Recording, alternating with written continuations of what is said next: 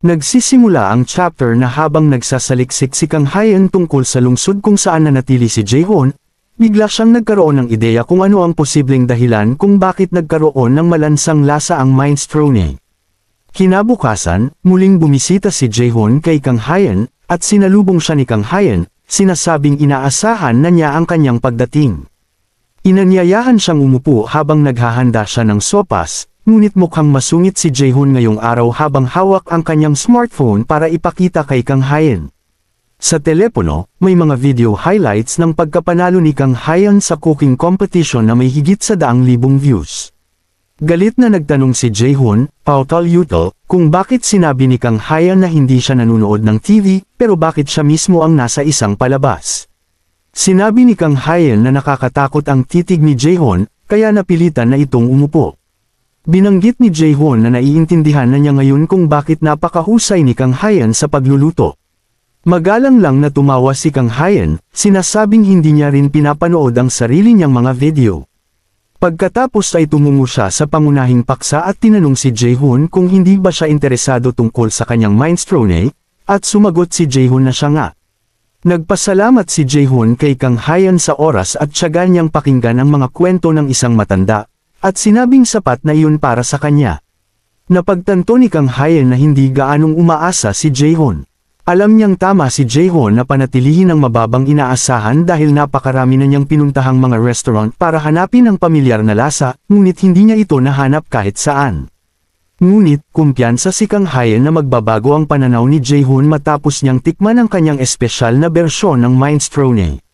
Inihain niya ang minestrone kay Jae-hoon, at napansin agad ni Jae-hoon ang malansang amoy nito, kasama na rin ang foam sa sabaw. Naisip niya kung ito nga ba ang parehong chef na nagluto ng perpektong minestrone kahapon. Iniisip pa nga niya kung sinadya ni Kang Hayan na gawing hindi masarap ang sabaw habang kumukuha siya ng isang katsarang puno nito. Sa oras na matikman niya ang minestrone, bigla siyang naaalala ang kanyang mga araw sa Italia. At kung paano siya noon ay bata at puno ng sigasig. Matapos niyang namnamin ang mga alaala na dala ng lasa ng maamoy na minestrone.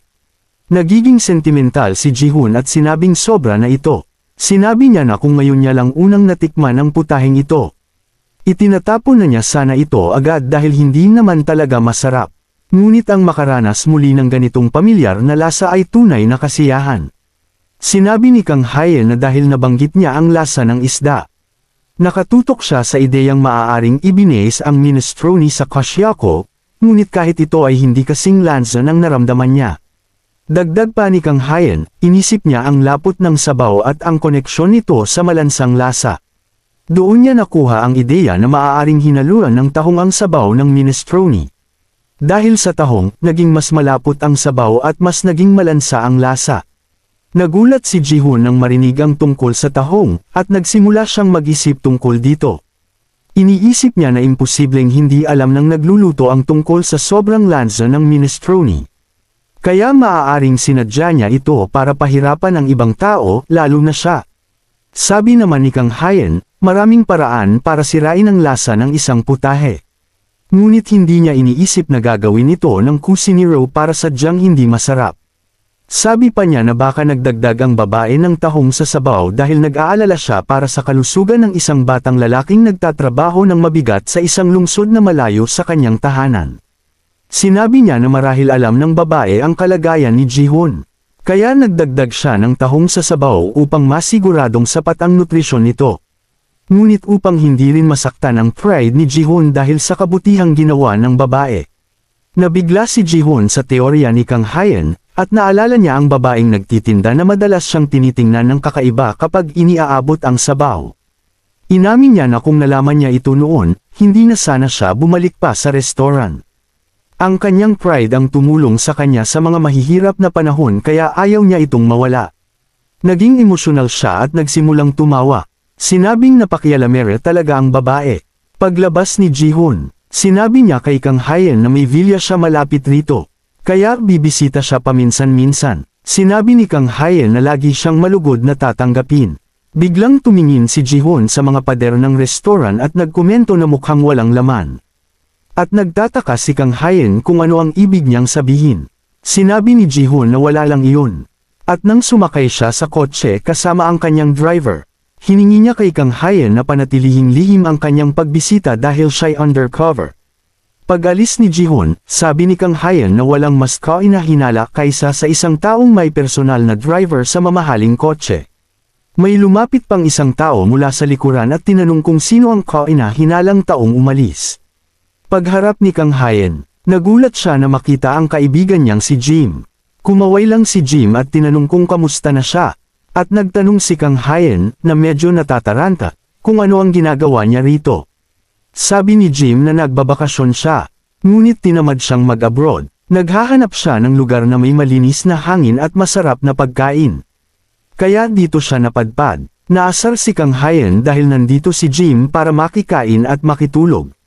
Sinabi ni Jim na nandito siya para matikman ang luto ng kanyang kaibigan na si Kang Hayan. Pero hindi siya magtatagal, kaya huwag siyang mag-alala. 3 araw lang daw siya magtatagal. Kaya 9 na beses lang siyang papakainin. Nagagalit si Kang Hayan at sinabi na hindi siya magluluto para kay Jim. Pero hindi siya pinapansin ni Jim. Pumasok ito sa bahay at sinabi na maayos ang pagkakaayos ng bahay ni Kang Hayan. Sabi ni Kang Hayan, nagalit, na huwag itong masyadong maging komportable. Dahil siguradong papagbayarin niya ito sa bawat oras ng pagtatrabaho niya. Biglang nakita ni Jim si White Rice at tinanong kung anong lahi ito dahil hindi pa siya nakakakita ng asong katulad nito. Sabi ni Kang Hayan, na hindi niya alam, ngunit cute si White Rice at sapat na iyon. Sinabi niya kay Jim na pwede niyang hawakan si White Rice at pumayag ito. Nang malapit na ang kamay ni Jim sa aso, biglang umiwas si White Rice gamit ang kanyang mabilis na liksi. Tumatawa si Kang Hayan mula sa malayo. Sinabi niya na kahit ang mga bihasang mangangaso ng baboy ramo sa baryo ay hindi mahuli si White Rice. Ngunit pinapayagan nito ang ilang tao na mahimas siya ng kalma. Tawa ng tawa si Kang Hayan at sinabing subukan ni Jim na himasin ang aso niya kung kaya niya. Napagtanto ni Jim na gusto lang ni Kang Hayan na magyabang tungkol sa aso niya na talagang piling-pili ang gusto sa tao. Tinanong ni Jim kung totoong nakikisama si Kang Hayan sa mga taga-baryo na may ganitong ugali. Gusto niyang malaman kung outcast si Kang Hayan dito. At nainsulto ito. Sumigaw si Kang Hayan na hindi naman siya ganoon habang binabagsak ang baso ng tubig sa mesa. Sinabi niya na nagdaos pa ng salu-salo ang mga taga-baryo para sa kanya. Tinitingnan lang siya ni Jim nang may awa dahil iniisip niya na sobrang loner ni Kang Hayan para mag-imbento ng kwento. Mas lalo pang naasar si Kang Hayan sa reaksyon ni Jim. At tiningnan siya nito na mas may awa pa kaysa dati. Biglang may kumatok sa pinto. Sinabi ni Kang Hayan kay Jim na mag-relax muna habang inaasikaso niya ang kanyang bisita. Lumabas siya at nakita si Minho. Nang makita siya ni Minho, tinanong siya nito kung nagpapahinga ba siya. Sinabi ni Kang Hayan na bukas ang restaurant at tinanong kung kakain siya. Tumanggi si Minho at sinabi na pumunta lang siya para magbigay ng isang bagay. Napansin ni Kang Hayan na may oven mitts itong may burda ng white rice. Nagulat siya sa nakita, at sinabi ni Minho na asawa niyang si Sujin mismo ang gumawa nito bilang pasasalamat sa masarap na lugaw na seaweed na niluto ni Kang Hayan para sa kanya. Nagulat si Kang Hayan nang malaman niyang si Sujin ang gumawa ng meats at sinabi niyang napakagaling nito. Tinanong ni Kang Hayan kay Minho kung si White Rice ba ang nasa gitna ng mga meats. At nang marinig ni White Rice ang pangalan niya, agad siyang lumabas at kumawag-kawag ang buntot. Sinabi ni Minho na gustong personal na magpasalamat ni Sujin. Ngunit nagpapagaling pa siya mula sa kanyang panganganak. Kaya masyado pang mahirap ang pagpunta dito. Ilang sandali pa, dumating pa ang ilang tao sa restaurant. Kabilang ang kapitan ng baryo, si Miyang, at isang batang lalaki. Habang masayang nakikipag-usap si Kang Hayan sa kanila sa labas, na-impress si Jim sa nakita. Sa wakas, naniwala si Jim na hindi nagsisinungaling si Kang Hayan. Nang sabihin niyang maayos ang lagay niya sa baryo, ang totoo ay pumunta lang dito si Jim upang samahan siya sakaling nakakaramdam siya ng kalungkutan. Ngunit ngayong hindi na ito kailangan. Nagpasya na lang siyang umupo at mag-enjoy sa libreng pagkain habang nananatili pa siya. Nagsimula siyang umakyat sa hagdan habang iniisip kung gaano na lumaki at nagmature si Kang Hayan. Gayunpaman, malapit na niyang malaman na mali siya sa dalawang bagay. Una, walang ganap na libreng tanghalian. At pangalawa, medyo hindi pa mature si Kang Hayan ngayon. Nakakuha si Kang Hayan ng ideya, at masiglang bumaling siya sa pinuno ng nayon. Na may mga nakatagong motibo na mababakas sa kanyang mukha. Tinanong niya ang pinuno ng nayon kung hindi ba niya sinabi na gusto niya ng karagdagang tulong. Sinabi niya na nasa tamang lugar siya dahil maaari niya siyang tulungan. Sinabi ni Kang Hayan sa pinuno ng nayon na bilangin ang 2 pang katulong mula sa kanyang panig. At walang kaalam-alam ang kanyang kaibigan sa kung ano ang pinasok niya. Payapang nanunood ng TV si Jim sa itaas. Iyan na para sa video na ito.